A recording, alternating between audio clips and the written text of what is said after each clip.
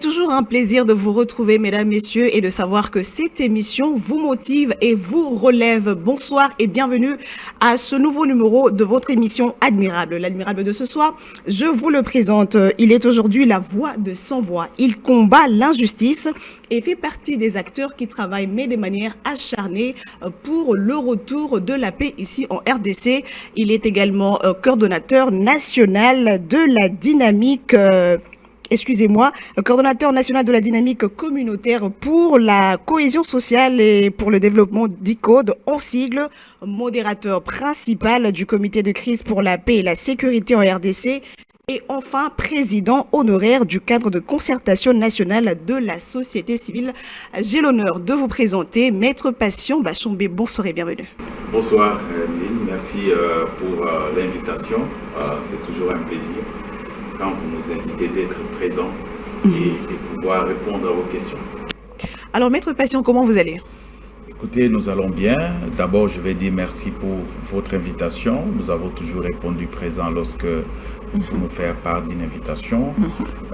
J'allais également ajouter que la situation à l'est de notre pays est toujours ce qu'elle est. Vous savez que ce soit au Nord Kivu, au Sud Kivu, les rebelles sont toujours là. Et tant que nous ne pouvons pas fouler nos pieds au Sud Kivu, au Nord Kivu, donc nous ne pouvons pas bien nous sentir parce que nous sommes à Kinshasa, mais notre cœur est aussi là-bas parce que ça fait partie de notre pays.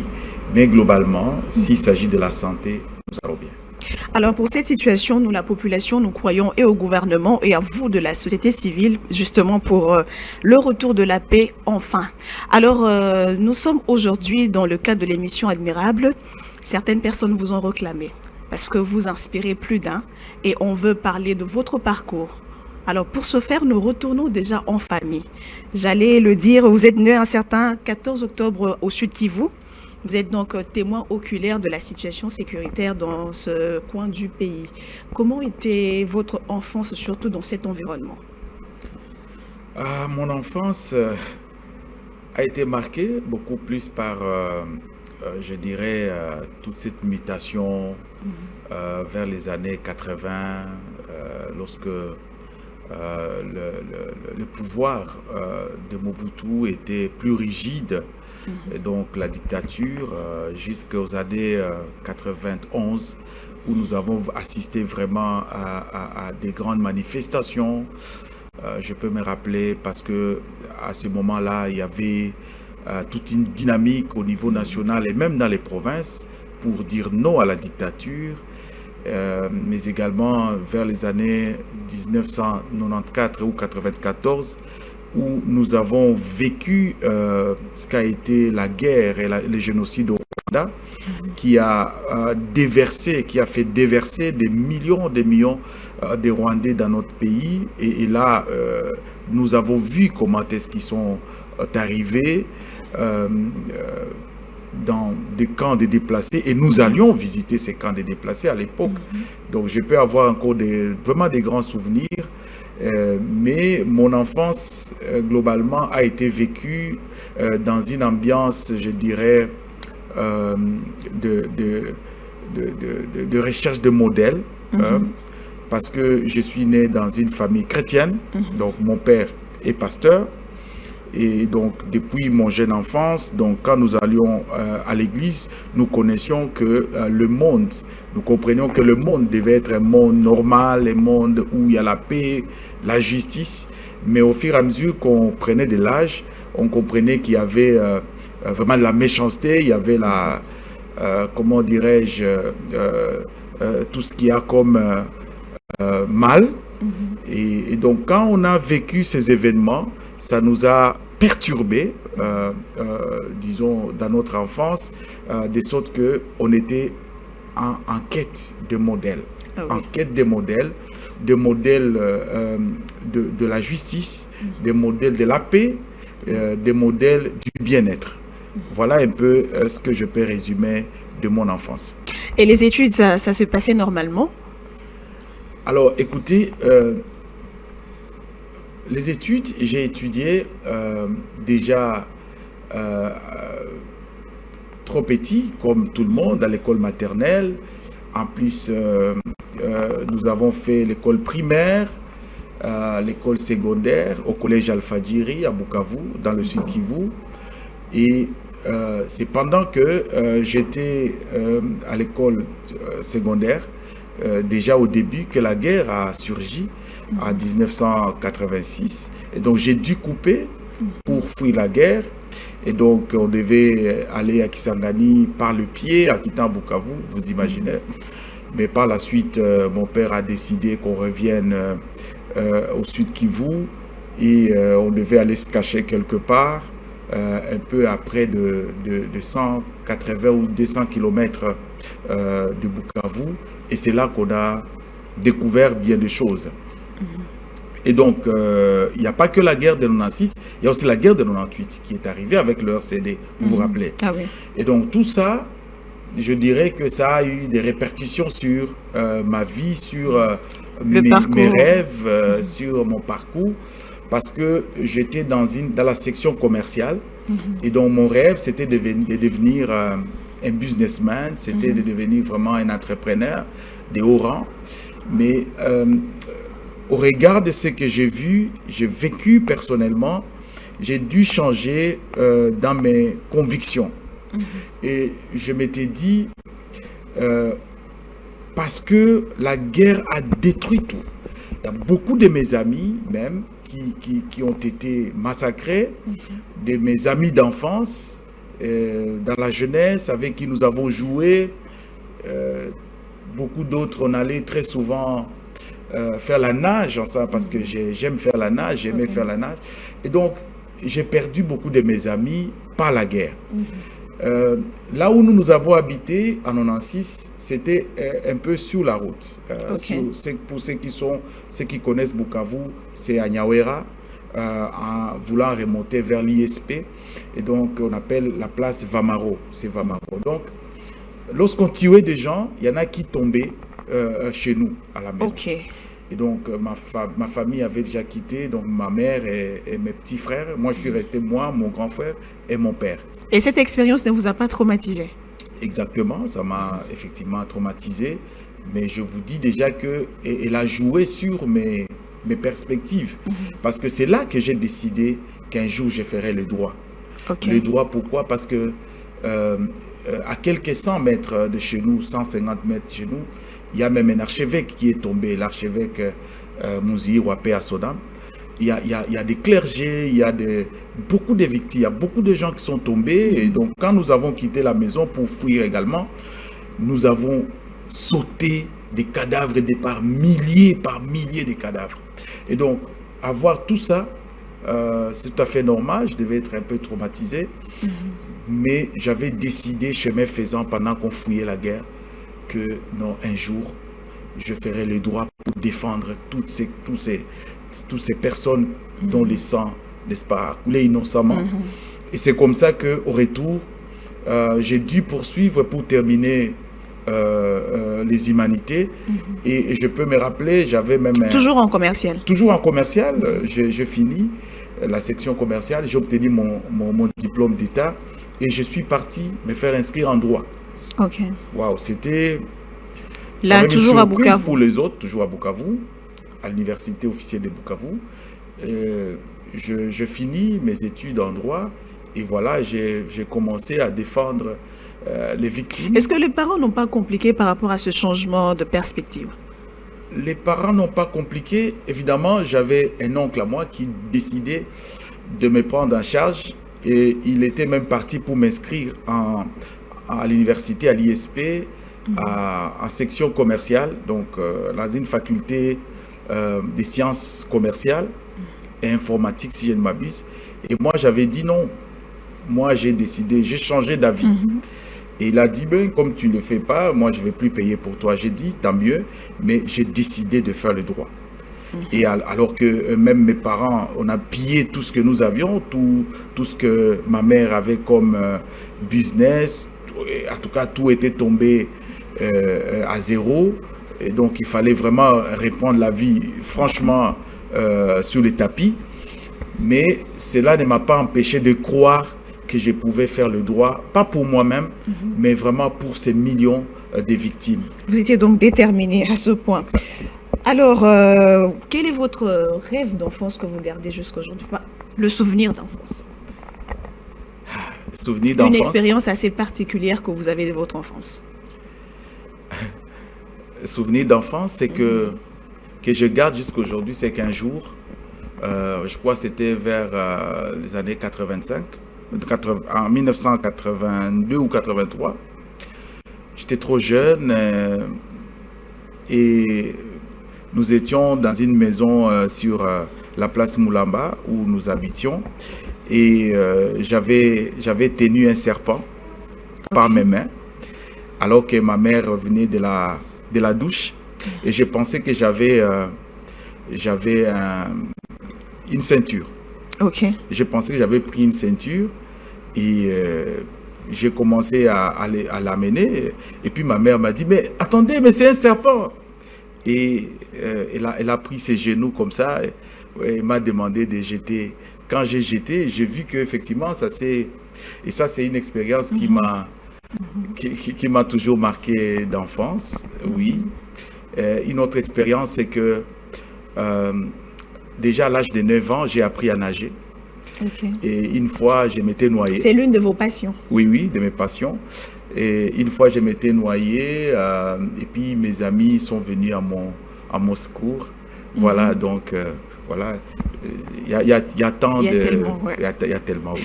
Alors, vous venez à Kinshasa, c'était la guerre qui vous a fait venir de ce côté-là ou c'était juste pour... Quelle a été la raison? C'est une longue histoire. Alors, pour venir à Kinshasa, là, c'est une longue histoire. Parce que je suis venu à Kinshasa d'abord vers les années 2005-2006. Après avoir fini les études. Après avoir fini les études, je suis venu à Kinshasa parce que j'avais une promesse de travail. J'ai travaillé ici. Et puis en 2009, je suis rentré encore à Bukavu. Et puis voilà. Ce changement d'environnement n'a pas impacté négativement sur votre perception de la vie ou encore du pays? Pour être honnête et franc, quand j'arrive à Kinshasa pour la première fois, vraiment l'image que j'avais de Kinshasa, c'était pas celle-là. Parce que quand on est en province, on pense à la capitale, on veut arriver à la capitale. La première impression qu'on a, c'est que c'est vrai, on voit des bâtiments, on voit mais la vie des gens, le quotidien des gens m'a clairement montré qu'il y avait des souffrances ici à Kinshasa plus que dans les provinces et qu'il y avait une grande, comment je vais appeler ça, rigidité de la vie. Et donc ça c'est la première chose qui m'a marqué. Et je trouve que, par exemple, dans les provinces, pour accéder à la nourriture, c'est facile. Et pour accéder au transport, par exemple, à Bukavu, à Goma, un peu partout, ce sont les taxis qui viennent solliciter que jamais quelqu'un ne peut se battre pour un transport. C'est plutôt les transporteurs qui négocient à longueur de journée pour que les gens entrent dans... Et puis... voilà, ça m'a quand même tiqué, ça je ne peux pas nier. Mais j'ai aussi trouvé qu'ici, il y a des gens très combatifs. C'est-à-dire des bagarreurs. J'ai trouvé quand même que la vie est tellement dure que pour résister, il faut vraiment se battre. Ça, c'est quelque chose que j'ai vécu ici. Et puis plus tard, je suis rentré dans ma province et puis j'ai commencé à travailler avec les humanitaires, au HCR, et avec le PLD. Et puis voilà, je me suis marié. Et plus tard, je reviendrai encore à Kinshasa, là, comme président national de la société civile. Alors, vous êtes également avocat. Quelles sont les difficultés que vous rencontrez, surtout s'il faut plaider ici en RDC? En tant qu'avocat, j'ai prêté serment en 2011 comme avocat au barreau de Bukavu, du Sud Kivu. Et donc, j'accède au barreau. Je trouve quand même que les avocats ont une profession noble. Mais avec les dysfonctionnements de la justice, beaucoup d'avocats se retrouvent un peu à la solde de certains magistrats. Ah oui. Et ça ne fait qu'accentuer le degré de corruption dans le pays. Et ça, c'est quand même un côté qui ne m'a pas enchanté de la profession d'avocat. Et donc, je pense qu'il y a beaucoup d'avocats qui sont vraiment intègres. Il y a aussi beaucoup de magistrats qui sont intègres, mais il y a beaucoup aussi d'autres qui ne le sont pas. Donc, ça fait que le système judiciaire devient de plus en plus affecté, pour ne pas dire pourri. Mais il y a beaucoup de challenges dans la profession d'avocat, beaucoup de challenges. Et que ce soit déjà au niveau du respect, je vais dire, de la déontologie des avocats, il y a beaucoup à dire là-dessus, mais certains barreaux, quand même, se classent en première position ou en position, je vais dire, une bonne position pour défendre vraiment les intérêts des avocats et pour accompagner les avocats à respecter leur déontologie. Et on peut y ajouter les cas d'insécurité, par exemple? Surtout dans les contextes de guerre. Ok. Dans les contextes de guerre, très souvent on a vu des avocats être lynchés et attaqués par des prisonniers qui ont quitté ou qui ont fui la prison pour cause de guerre. Et même actuellement, il y a beaucoup de mes confrères au niveau du Sud Kivu, au Nord Kivu, qui ont perdu la vie parce qu'ils ont subi une sorte de vengeance de condamnés. Je peux me rappeler personnellement, parce que j'ai accompagné beaucoup en tout cas des centaines, près de 800 victimes de violences sexuelles à l'époque. Et pour la plupart des cas où nous avions mis la main avec la police ou l'armée, nous avons mis la main sur les criminels, les présumés auteurs. Lorsque ces criminels ou ces auteurs étaient soit innocentés ou soit condamnés, lorsqu'ils avaient l'occasion, soit c'est m'envoyer des messages, des menaces, vraiment, soit de m'attaquer. J'avais déjà eu plusieurs attaques chez moi à la maison. C'est pas une, deux, trois fois, plusieurs fois. Et surtout en tant que président de la société civile, on sert la population, donc il y a beaucoup de menaces sur les avocats. Mais qu'est-ce qui fait que vous continuez toujours le même combat? Moi, je crois que c'est vraiment une passion. Okay. Et je me suis dit, si je dois servir la population, si je dois servir les vulnérables, il y a aussi des revers. Okay. Et ça, on les vit comme des revers de notre métier. Mais ça ne nous fait pas reculer pour autant. Non. Par contre, on a compris que la société a besoin de la justice. Et c'est quand on défend les vulnérables qu'on construit petit à petit une société plus équilibrée. Alors, on va parler de votre expérience dans la société civile. Comment est-ce que vous vous lancez dans ce combat? D'abord, j'ai commencé la résistance pendant le RCD. Le pays était attaqué et là, nous étions étudiants en 1998. Nous avons soutenu des mouvements de jeunes qui défendaient la République. Et donc, vous voyez, le Nord Kivu, le Sud Kivu étaient agressés. Donc, nous étions occupés par les rebelles. Mais nous étions la seule force. Nous avons développé une force là où l'État n'était plus. C'est comme aujourd'hui. Donc, nous avons développé la force et nous organisions même des marches, nous organisions même des journées villes mortes. Là, c'était un mouvement citoyen ou juste de volontaires? Des volontaires qui aiment la patrie, et qui refusent d'être colonisés par les Rwandais. Est-ce que vous étiez conscient des risques que vous couriez à cette époque-là? Évidemment, le risque était immense parce que, ça je vous dis, à l'époque nous avons distribué des tracts. À l'époque, beaucoup de mes collègues, de mes compatriotes sont tombés devant moi. Je peux me rappeler même d'un petit, je peux dire même un petit frère à qui on a tiré des balles. Il est mort sur les champs pendant qu'on faisait une marche, une manifestation sur le rond-point ISP. Et c'était en 98. Et on l'a soulevé. Donc, c'était vraiment comment je vais dire, une résistance citoyenne. Nous, on n'était pas armés comme aujourd'hui les Ouazalais ne sont armés. On n'était pas armés, mais je peux vous dire que grâce à notre résistance, le RCD a déménagé de son Kijé du Bukavu à Goma. Parce qu'ils ont dit, ces gens, c'est les fiefs vraiment de la résistance, le Bukavu et le Sud Kivu. Eh bien, j'ai nourri ça dans ma vie et plus tard, j'ai intégré des mouvements de jeunes, des organisations de jeunes, j'ai développé cela, ce qui m'a valu en 2013, le barreau du Sud Kivu m'a donné mandat avec l'autorisation du Conseil de l'ordre du Sud Kivu pour aller représenter tous les avocats à la société civile. Okay.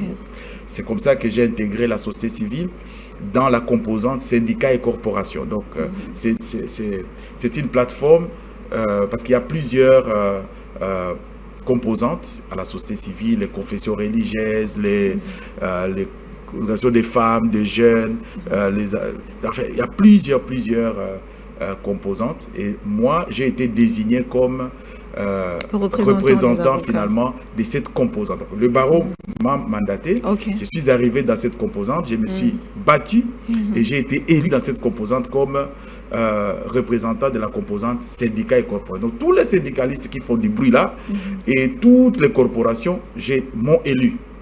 On aimerait savoir quel est le rôle exact de la société civile, parce qu'on a comme l'impression qu'on est perdu.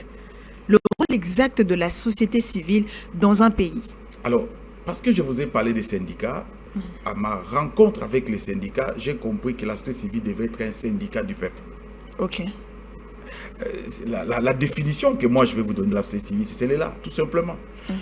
Parce que il n'existe aucun texte, et ça je vous dis expérience pour avoir dirigé la société civile Sud Kivu, parce que là j'ai été élu rapporteur, après j'ai été élu président de la société civile 4 ans plus tard, et plus tard j'ai été élu président national de la société civile, maintenant avec toutes les provinces. Donc je n'ai pas été nommé, pas du tout, donc c'est un parcours. Je peux vous dire, après ce parcours, qu'il n'y a aucun texte en RDC qui définit la société civile. Il n'y a aucun texte qui définit la société civile. Elle peut soutenir le régime en place. Non, mais il y a quand même certaines déclarations, par exemple, déclaration de Paris, il y a qui sont comme des modèles d'où on puise de ça, n'est-ce pas, la substance par rapport à la société civile. Même un texte qui organise la société civile en RDC, il n'y en a pas. On recourt souvent à la loi 004, n'est-ce pas, de 2001, n'est-ce pas, sur les ASBEL et les organisations d'utilité publique. Mais nulle part on parle de la société civile dedans. Mais moi, la définition que je donne de la société civile, une définition simple, la société civile, c'est les syndicats du peuple.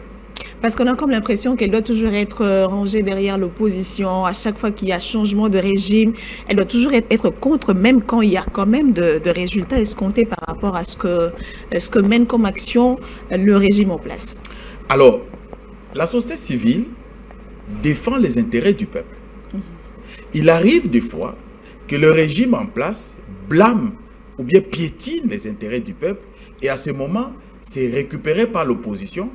Et à ce moment-là, c'est tout à fait normal que la société civile, tout en défendant les intérêts du peuple, soutient un même langage que l'opposition. Il y a deux fois également, la société civile soutient la démarche du gouvernement dans le sens de donner intérêt au peuple. Donc tout dépend de quel côté se trouve l'intérêt du peuple à un moment donné de l'histoire. Par exemple, lorsqu'on était en 2018, déjà 2016-2018, vous avez vu que nous, la société civile, nous avons parlé le même langage que l'opposition parce que le régime en place voulait à tout prix, n'est-ce pas, avoir un autre mandat qui n'était pas constitutionnel. Et donc, nous avons fait des marches, que ce soit ici, et moi, tout ce qui s'est passé au Sud Kivu, c'est moi qui menais la danse. Donc, j'ai mobilisé, et pendant que mes collègues ici, les Tchombela et les autres, mobilisaient au niveau national, nous également, au niveau des provinces de l'Est, nous mobilisions. Donc, il paraissait aux yeux de ceux qui étaient au pouvoir que nous étions à la solde de l'opposition. C'est tout à fait normal. Mais moi, je viens encore insinuer en disant, la société civile, c'est le syndicat du peuple. La société civile ne peut pas défendre d'autres intérêts que ceux du peuple. Ne peut pas défendre les intérêts du gouvernement. La société civile ne peut pas défendre les intérêts de l'opposition. Mais non, est-ce que la vos société actions... civile défend les intérêts du peuple si ils sont soutenus par le gouvernement. Nous soutenons la démarche du gouvernement. Voilà, c'est ça la différence. Est-ce que de temps en temps, vos actions sont subventionnées par l'opposition? Non, nous n'avons jamais reçu de subventions, malheureusement, de l'opposition. Jamais. En tout cas, dans la dynamique que nous avons toujours accompagnée. Alors, on revient à l'ADICODE. D'où est venue l'idée de créer l'ADICODE? Alors, l'idée de créer l'ADICODE nous est venue d'un constat. Un constat qui a été fait par nous, après avoir circulé beaucoup de provinces. Nous nous sommes rendus compte qu'il y avait des fractures de cohésion dans beaucoup de nos communautés. Ah oui. Des communautés étaient aux prises, soit pour des intérêts politiques, des intérêts économiques, pour plusieurs raisons. Mais également, nous nous sommes rendus compte qu'au niveau national, il y avait aussi de fragilité des institutions politiques, que ce soit au niveau national qu'au niveau des provinces. Il y avait toujours des luttes incessantes entre l'exécutif et les parlements provinciaux. Et tout ça, ça avait des répercussions sur les communautés à la base. Et surtout, lorsqu'on a introduit en RDC la notion du seuil électoral. Lorsqu'on a introduit la notion de seuil électoral, il s'est avéré que plusieurs des politiciens se sont rabattus à leur communauté de base, à leur tribu. Et la seule possibilité pour eux, c'était de pouvoir, n'est-ce pas, monter leur propre tribu, leur propre communauté contre d'autres communautés pour essayer de se donner une santé politique.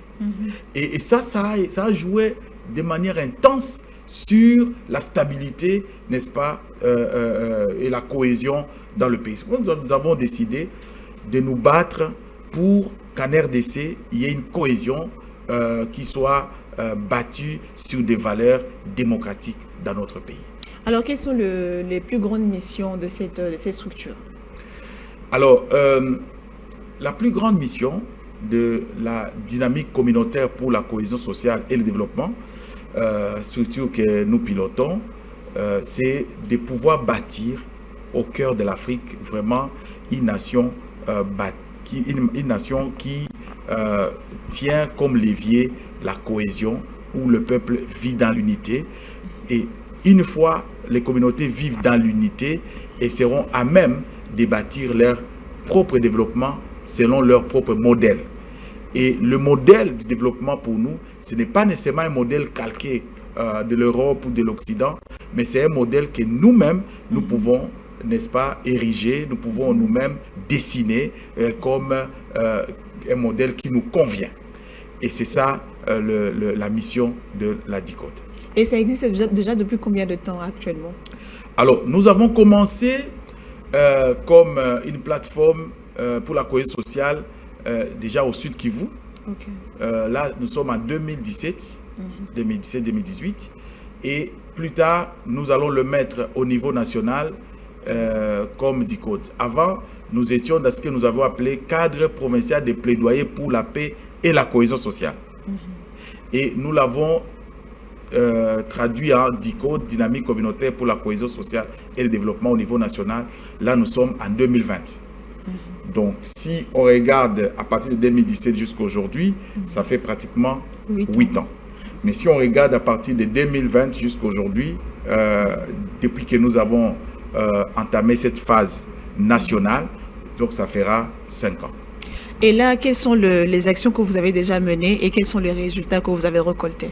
Ah, belle question. Nous avons déjà mené plusieurs actions. Plusieurs. Mais là, je vais citer quelques actions phares. D'abord, nous avons proposé une politique nationale de cohésion sociale. Nous avons proposé, malheureusement, ça n'a jamais été discuté dans les conseils des ministres. Nous aimerions quand même que ça soit validé un jour par les conseils des ministres pour être appliqué. Parce que tout ce que nous sommes en train de connaître aujourd'hui, surtout quand on parle de la haine, tout ça, tout est mentionné dedans. Donc nous aurions voulu quand même que ce plaidoyer puisse se pérenniser. Nous avons travaillé également avec le professeur honorable Gary Sakata sur la loi contre le racisme, le tribalisme et la xénophobie. Et donc nous avons accompagné sérieusement cette loi et il a été porté par le député Gary Sakata, que je salue en passant. Nous avons également travaillé sur la question des développements, comment capitaliser, n'est-ce pas, toutes les actions qui sont menées au pays par rapport aux 17 ODD, donc Objectifs de développement durable, n'est-ce pas, pour nous positionner en cohérence avec ces 17 ODD. Nous avons travaillé avec l'Observatoire, n'est-ce pas, des ODD, pour les ODD. Nous avons travaillé avec d'autres structures pour accompagner les victimes et les survivants, les victimes de tous les crimes, n'est-ce pas, que nous connaissons, qui ont eu lieu, qui ont été perpétrés dans ce pays. Nous y avons travaillé avec d'autres collègues pour la mise en place, n'est-ce pas, des juridictions mixtes dans ce pays.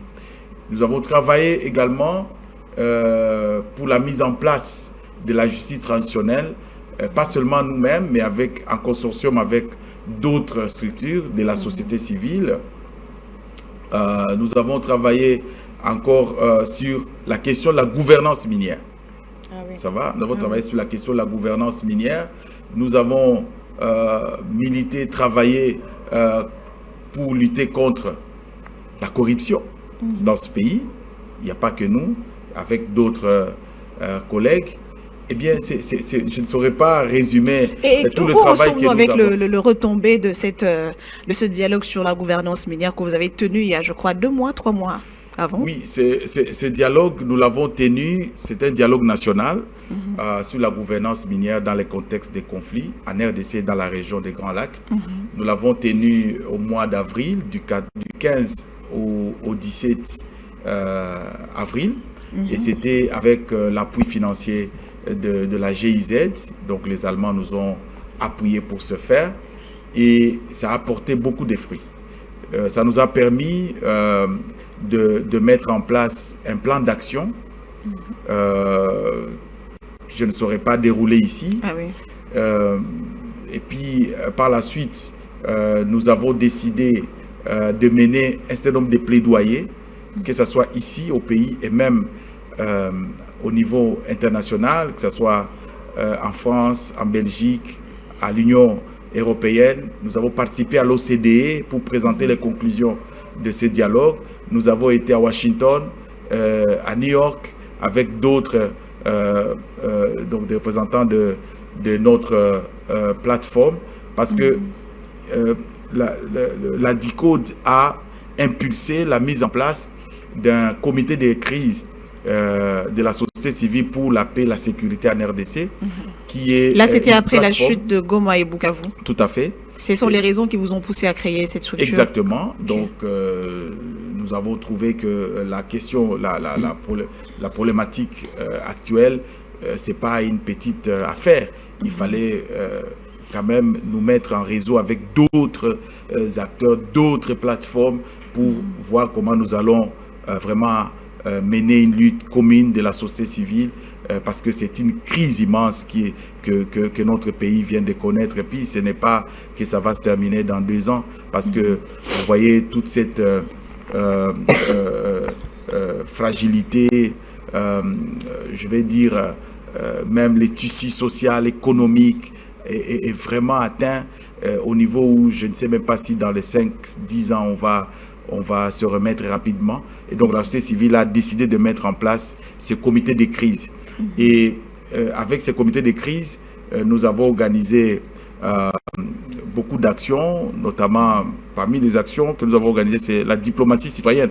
À côté de la diplomatie classique, la diplomatie étatique, nous, la société civile, nous avons organisé une diplomatie citoyenne et nous n'avons pas terminé. Nous continuons à soutenir, n'est-ce pas, ce qui est en train d'être fait au niveau étatique. Mais nous devons aussi défendre notre pays au niveau international en amenant un discours que peut-être les gouvernants ne peuvent pas tenir, parce que vous savez, la diplomatie classique, c'est le domaine de l'hypocrisie.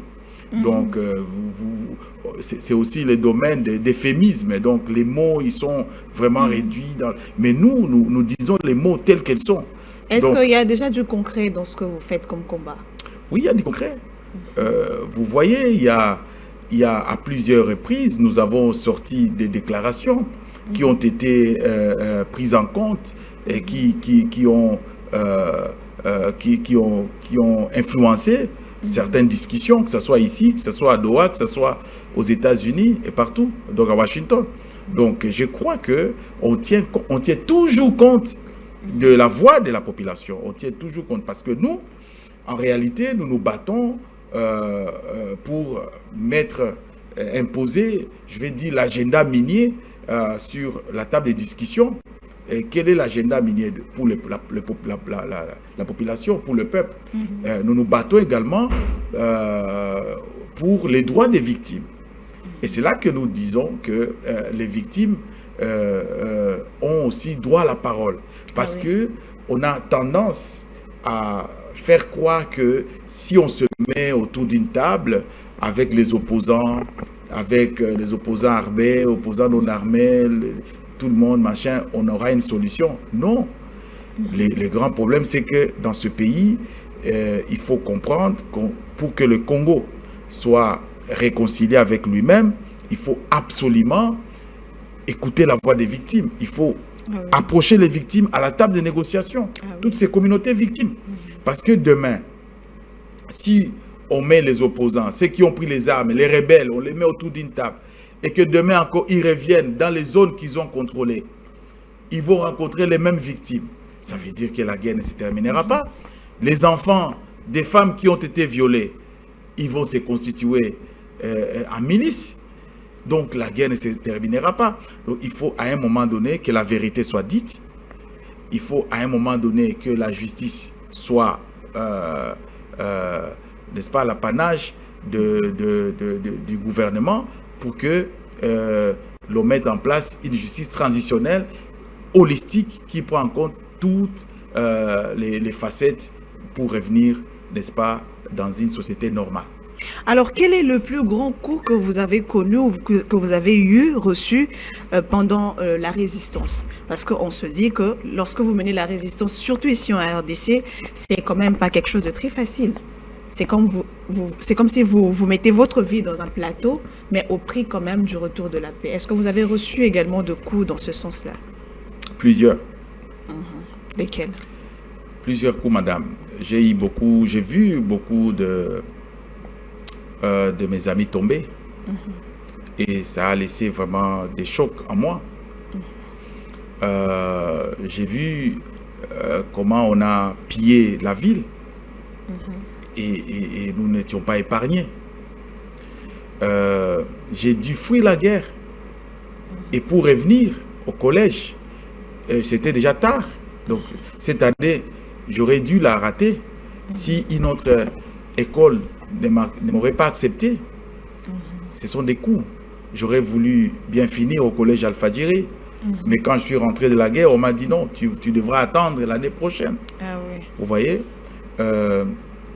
Alors, la résistance, à l'époque, je peux me rappeler, nous étions dans une marche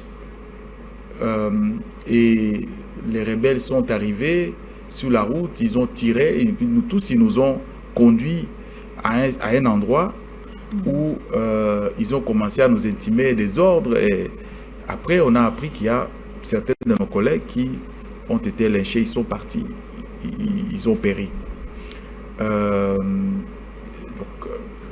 Moi-même, dans ce que nous avons fait à la société civile, j'ai dû rencontrer beaucoup de situations désastreuses où chez moi, il y a eu des visites nocturnes embarrassantes. Et si votre enfant vous disait que je vais faire ce que vous faites, vous allez l'autoriser? Vous savez, ce que je fais, je le fais par conviction. Ok. Je le fais par conviction et c'est devenu comme vraiment Votre une mission, vie. ma vie, pour défendre. Donc, je suis un avocat, mais qui n'a pas beaucoup presté devant le juge, mais qui a toujours été en train d'accompagner devant les instances des victimes des atrocités, des victimes des abus, devant l'administration. Voilà, on a chassé des quartiers entiers, voilà, on a limogé, tout ça, on essaie de défendre les intérêts de la population, défendre les intérêts des mamans, de vieillards. Pas plus tard que que ce matin, je venais de recevoir de vieillards ou des retraités qui m'ont adressé une correspondance et ils sont dans les provinces. Et ils savent que moi, je le fais pour eux. Okay. Parce qu'il faut qu'ils soient pris en compte dans les calculs des salaires et ainsi de suite. On leur a pas envoyé leur salaire ou leur, comment on appelle, pension. Leur pension, évidemment, leur pension mensuelle. Donc, alors, c'est toute une vie. C'est toute une vie. Je suis serviteur du peuple. Alors, 3 mots qui vous qualifient le mieux. Des mots? 3 adjectifs ou 3 qualificatifs qui vous présentent le mieux.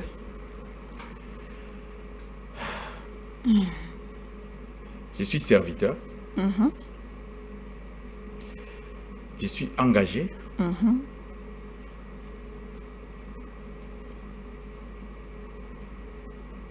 Et je suis battant. Battant. Serviteur, engagé, battant. Alors, ces 3 mots, il y a quand même 1 ou 2 qui peuvent être remis en cause parce qu'il y a des gens qui pensent le contraire. Oh, possible. Vous êtes prêt à les entendre? Oui, je peux les écouter. Je vais vous inviter à regarder de l'autre côté là et on va revenir juste après. C'est parti, Trésor Bérénois.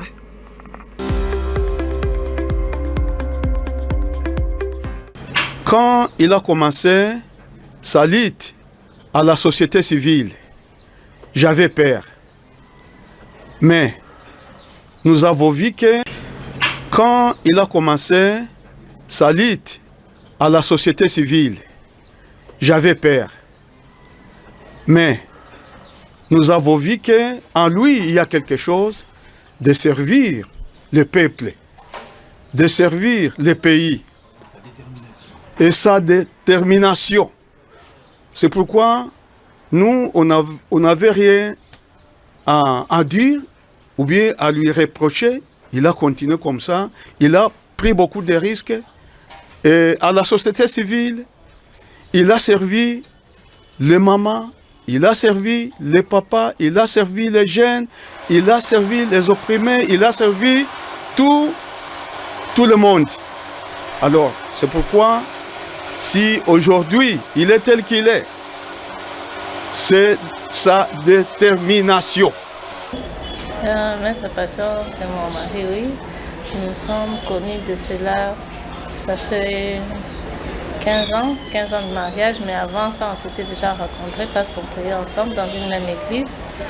Et je me rappelle, là, toujours eu ça à cœur, de défendre tout ce qui se passe, toute injustice qui se passe autour de lui.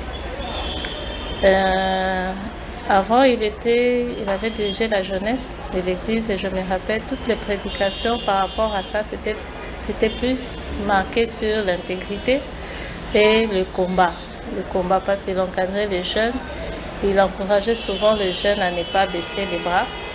Devant les défis qu'il rencontrait dans la vie, il n'a jamais baissé les bras au fait. Ça ne peut pas manquer. Si je dis que je n'avais pas peur, ça c'est mentir. La peur en tout cas, ça ne peut pas manquer. Ça peut pas manquer. Il y a des moments vraiment, j'avais eu un grand sentiment de peur et j'étais même tentée de lui demander d'arrêter.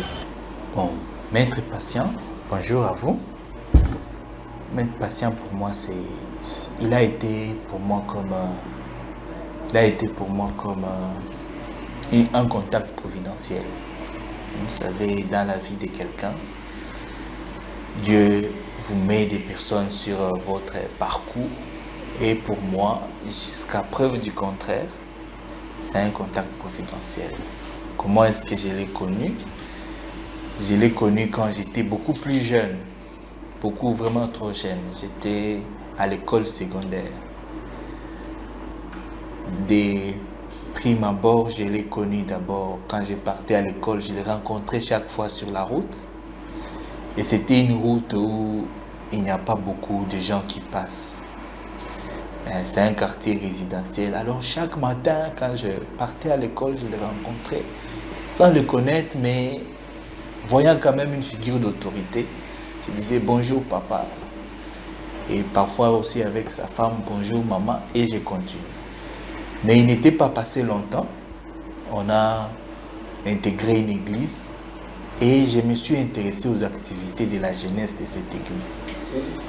C'est l'église 5e CELPA Fila francophone à Bukavu. Et à cette église-là, j'ai connu Maître Patient. Il était président de cette jeunesse. Et tout jeune, j'ai vu que de lui, j'ai obtenu des éléments qui m'ont ouvert au monde. Et alors, ce que j'ai connu de Maître Patient Bachombe, que c'est un acteur de la société civile engagé. Parce que moi, personnellement, je l'avais connu lorsqu'il était président de la société civile du bureau de coordination du Sud Kivu. Et alors, le rapport qui nous liait à l'époque, j'étais journaliste et lui, il était personne ressource. Parce que des fois, comme vous le savez, la province Sud Kivu est une province qui a connu et qui continue à connaître des instabilités sur le plan sécuritaire. Et alors, c'est quelqu'un qui était toujours disposé pour répondre comme personne ressource à toutes les questions de la vie publique au Sud Kivu pour les biens des communautés. Et alors, c'est un acteur qui est tellement engagé et qui aime ce qu'il fait, parce que lorsqu'il poursuit un objectif, il monte toujours des stratégies pour l'atteindre. Je me souviens, là j'étais responsable en charge de relations avec toutes les parties prenantes au sein de Bandro. Une fois, on va m'informer qu'il y a une forte délégation de la société civile qui voulait rencontrer Bandro.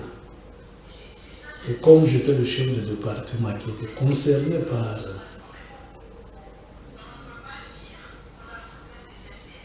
toutes les visites auprès de la maison, j'ai demandé à ce qu'on installe des amis dans la salle de réunion, le temps que je finisse ce que j'étais en train de faire. Et à peine entré dans la salle, j'ai vu vraiment une société civile combattante, bien assise, et en tant que responsable et fils du milieu aussi. J'en ai connu, donc dans le groupe, je connaissais certains, un tête patient à Chaude. Ils étaient un bon nombre, 6 personnes comme ça. Et ils vont se présenter. Là, je parle d'entité société civile.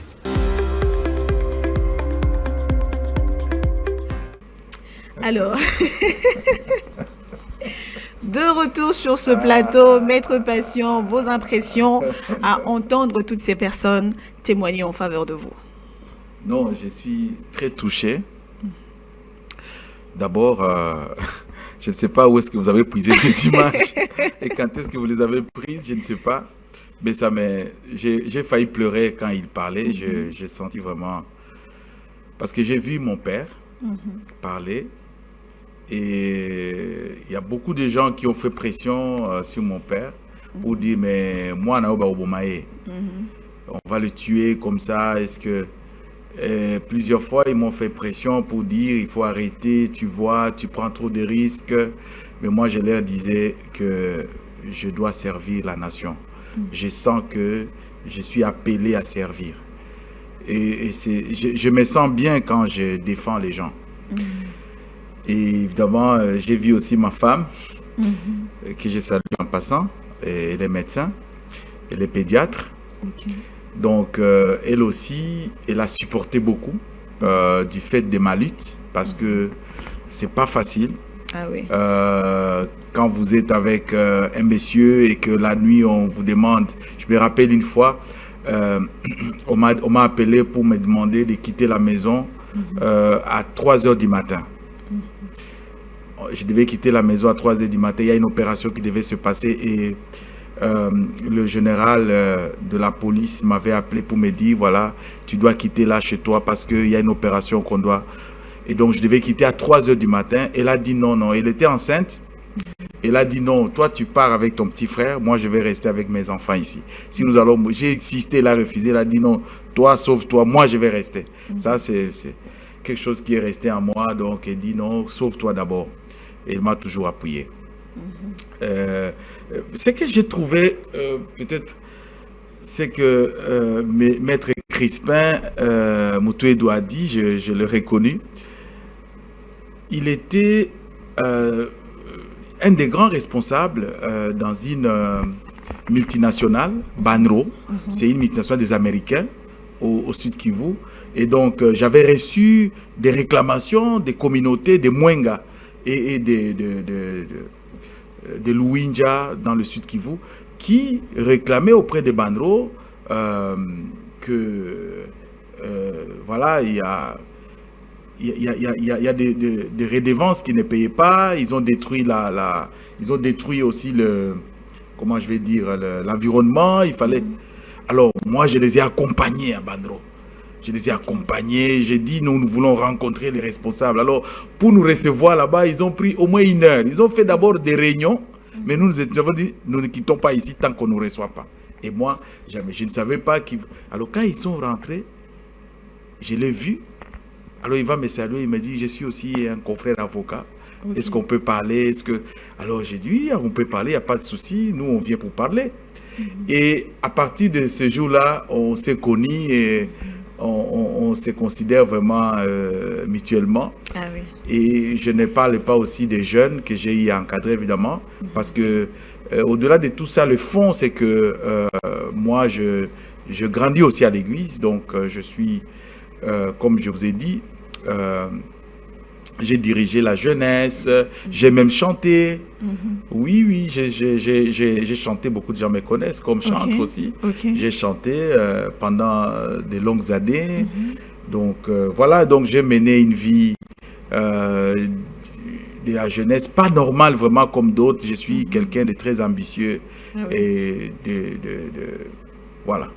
Alors, nous chutons déjà. Maître Patient, c'est la dernière rubrique de cette émission intitulée « En vérité ». En vérité, pourquoi? Parce que lorsque vous êtes devenu une figure publique, il y a des choses qui se disent sur vous, mais sûrement des choses sur lesquelles vous n'êtes jamais prononcé. Alors, on aimerait saisir l'occasion justement pour essayer d'éclairer la lanterne de plus d'un. Alors, vous allez nous répondre, mais avec une main sur le cœur, Oh. pour nous certifier que ce qui sortira de votre bouche ne sera rien que de la vérité.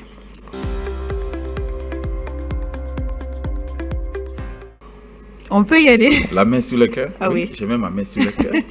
Alors, J'ai même ma main sur le en cœur. vérité, Maître Bastien est de temps en temps coloré par le régime actuel. Soutient les actions du régime actuel. Donc, je soutiens les actions du gouvernement tant que cela porte pour les intérêts du peuple. En deux et en dernier, en vérité, Maître Bastien étant avocat, il a des honoraires tellement élevés que c'est réservé seulement à certaines figures de la nation. J'ai pas bien saisi la question. Vous êtes avocat. Ouais, Vos honoraires ouais, sont très dispendieux, ouais. dans le sens que vous êtes accessible qu'aux personnes qui sont connues et qui ont de moyens, assez de moyens pour vous payer. Je suis très ouvert, très disponible pour quiconque, le peuple. Donc, je défends autant des femmes maraîchères que des hommes d'affaires, que toute personne qui pense que je peux l'aider. Alors, ça sera tout pour ce jour. C'était un plaisir de vous avoir sur ce plateau, Maître Bastien. Un dernier mot par rapport à l'émission. Merci beaucoup de m'avoir donné cette opportunité de parler de moi, de mon parcours. Et merci aussi pour ce que je viens de voir avec tous ces témoignages. En tout cas, ça me va droit au cœur. Et je vous remercie. Je salue tous vos téléspectateurs. Et voilà, j'espère que ça ne sera pas la dernière fois. Merci. Merci, c'était un plaisir. Et merci à vous, chers admirateurs. On se retrouve au prochain numéro. Bye bye.